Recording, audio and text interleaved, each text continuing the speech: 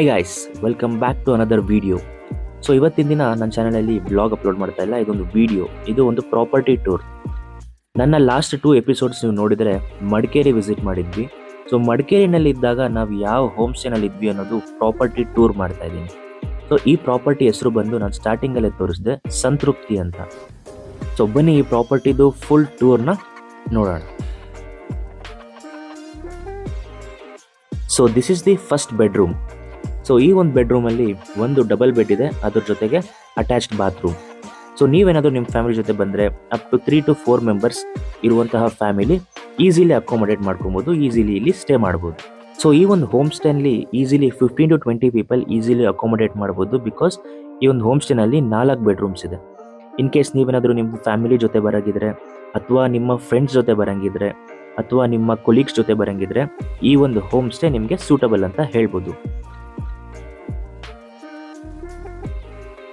ಇನ್ನು ಈ ಒಂದು ಹೋಮ್ ಸ್ಟೇನ ಲೊಕೇಶನ್ ಬಗ್ಗೆ ಮಾತಾಡೋದಾದರೆ, ಇದು ಸಿಟಿ ಸೆಂಟರಲ್ಲೇ ಇದೆ.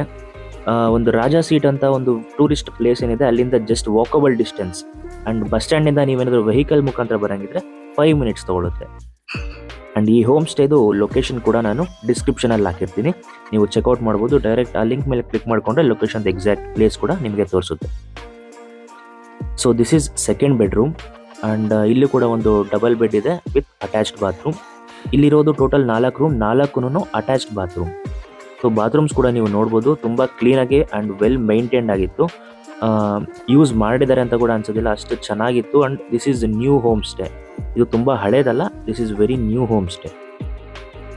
ಇನ್ನು ಇವಾಗ ನೀವು ನೋಡ್ತಾ ಇರೋದು ಈ ಹೋಮ್ ಸ್ಟೇಯ ಕಿಚನಲ್ಲಿ ನಿಮಗೆ ಒಂದು ಮಿನಿ ಫ್ರಿಡ್ಜ್ ಇದೆ, ಅದ್ರ ಜೊತೆಗೆ ಆಕ್ವಾಗಾರ್ಡ್ ಕೂಡ ಇದೆ. ಆ್ಯಂಡ್ ನಿಮಗೇನಾದರೂ ಕಾಫಿ ಟೀ ಬೇಕು ಅನ್ಸುತ್ತೆ, ಇಲ್ಲಿ ಕೆಟಲ್ ಕೂಡ ಇದೆ, ನೀವೇ ಕಾಫಿ ಟೀನ ಮಾಡ್ಕೊಬೋದು. ಅದ್ರ ಜೊತೆಗೆ ಎಲೆಕ್ಟ್ರಿಕ್ ಸ್ಟವ್ ಕೂಡ ಇಟ್ಟಿದ್ದಾರೆ. ಇನ್ನೊಂದು ಏನಿದರಲ್ಲಿ ಅಡ್ವಾಂಟೇಜು ಅಂದರೆ ವೈಫೈ ಕೂಡ ಇದೆ. ನೀವೇನಾದರೂ ಆಫೀಸ್ ವರ್ಕ್ ಅಥವಾ ನಿಮ್ಮ ಕೊಲೀಗ್ ಜೊತೆ ಬಂದರೆ ಆಫೀಸ್ ವರ್ಕ್ ಮೇಲೆ ಯೂಸ್ ಮಾಡಿಕೊಂಡು ನೀವು ಈಸಿಲಿ ವರ್ಕ್ನ ಮುಗಿಸ್ಕೊಬೋದು. And this is the third bedroom. ಇಲ್ಲಿ ಕೂಡ ಅಷ್ಟೇ double bed with attached bathroom ಇದೆ. ಆ್ಯಂಡ್ ಇಂಟೀರಿಯರ್ಸ್ ನೀವು ನೋಡ್ಬೋದು, ಕಂಪ್ಲೀಟ್ ವುಡನ್ ಫಿನಿಷಲ್ಲೇ ಕೊಟ್ಟಿರೋದು.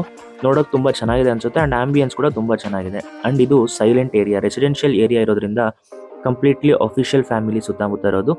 ನೀವು ಈಸಿಲಿ ಒಂದು ಏನು ಪ್ರಾಬ್ಲಮ್ ಇಲ್ದಿರ ಇಲ್ಲಿ ಆರಾಮಾಗಿ ಉಳ್ಕೊಬೋದು. And your stay will be peaceful.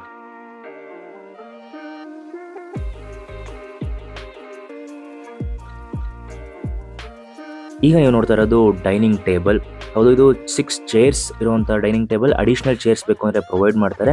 And 3 times food ಕೂಡ ಕೊಡ್ತಾರೆ. ನಿಮ್ಗೆ ಏನಾದರೂ ಬೇರೆ ಬೇಕು ಅಂದರೆ ಮೆನು ಕಾರ್ಡ್ ಕೊಡ್ತಾರೆ, ಅದನ್ನು ಹೊರಗಡೆಯಿಂದ ತರಿಸ್ಕೊಡ್ತಾರೆ. ಸೊ ಬನ್ನಿ ನೆಕ್ಸ್ಟ್ 4th ರೂಮ್. ಅಂದರೆ ನಾವು ಸ್ಟೇ ಆಗಿದ್ದು ಈ ಹೋಮ್ ಸ್ಟೇನಲ್ಲಿ ಈ ಒಂದು ರೂಮ್ನಲ್ಲಿ. ಈ ಒಂದು ರೂಮ್ ನೀವು ನೋಡ್ಬೋದು, ಸಖತ್ ಹ್ಯೂಜ್ ಆಗಿದೆ. ನಿಮಗೆ ಒಂದು ಕಬೋರ್ಡ್ ಸಿಗುತ್ತೆ, ಹಾಗೆ ವರ್ಕಿಂಗ್ ಡೆಸ್ಕ್ ಸಿಗುತ್ತೆ. ಆ್ಯಂಡ್ ಡ್ರೆಸ್ಸಿಂಗ್ ಟೇಬಲ್ ಕೂಡ ಇದೆ ವಿತ್ ಮಿರರ್. ಆ್ಯಂಡ್ ನಾನು ಹೇಳ್ದಂಗೆ ಇಂಟೀರಿಯರ್ ತುಂಬ ವುಡನ್ ಫಿನಿಷಲ್ಲಿ ಸಕ್ಕದಾಗಿದೆ. ಆ್ಯಂಡ್ ಒಂದು double bed with attached bathroom.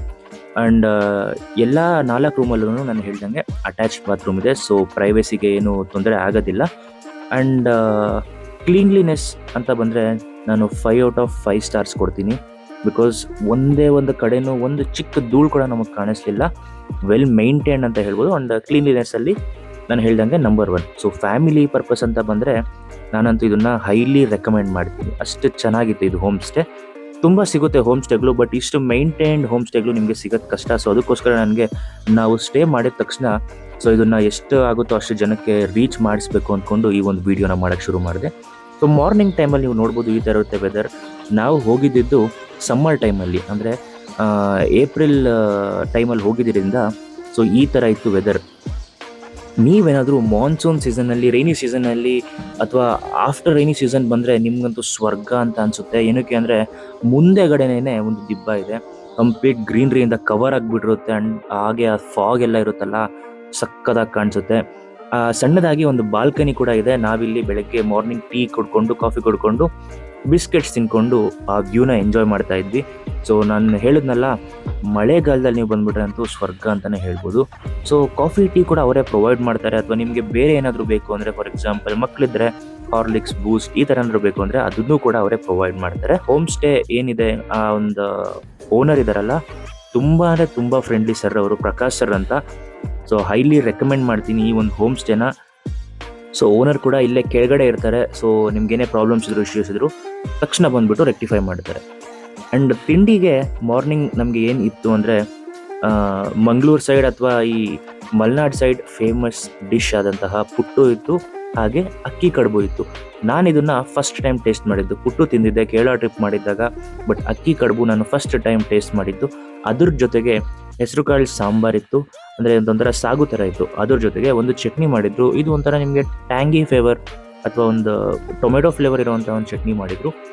ನನಗೂ ಒಳ್ಳೆ ಎಕ್ಸ್ಪೀರಿಯನ್ಸ್. ಏನಕ್ಕೆ ಅಂದರೆ ಮಾರ್ನಿಂಗ್ ಈ ಥರ ಒಂದು ಬ್ರೇಕ್ಫಾಸ್ಟ್ನ ನಾನು ಈ ಕಡೆ ನಮ್ಮ ಕಡೆ ಅಂದರೆ ತುಮಕೂರು ಸೈಡ್ ಅಥವಾ ಬ್ಯಾಂಗ್ಳೂರು ಸೈಡ್ ನಾನು ಟ್ರೈ ಮಾಡಿರಲಿಲ್ಲ.